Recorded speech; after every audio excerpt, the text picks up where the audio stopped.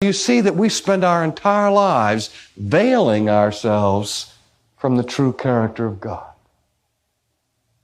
Because our natural bent, our natural inclination, beloved, is to hide ourselves from Him. Because we know instinctively that as soon as the holy appears, it exposes and reveals anything and anyone who is not holy by virtue of that standard. We have a justification for every sin that we commit. We are masters of self-deceit. Calvin makes this statement. He said, as long as our gaze is fixed on the ground, we're safe. We flatter ourselves. We address ourselves as demigods, slightly lower than eternal deities.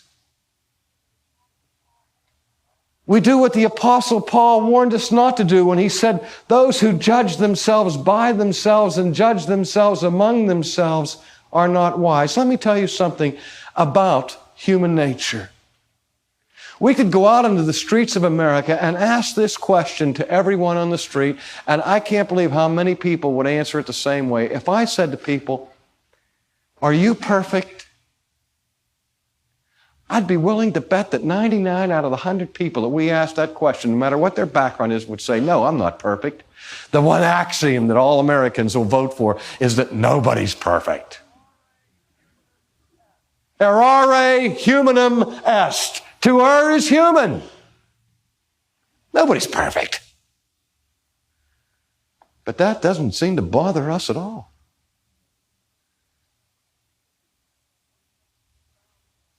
There's not one person in 1,000 who will deny that they're not perfect. That's a double negative. Let me put it the other way. There's not one person in 1,000 who will claim to be perfect. And beloved, there's not one person in 1,000 who understands the seriousness of not being perfect. Because the standard by which we will be judged ultimately is not a curve,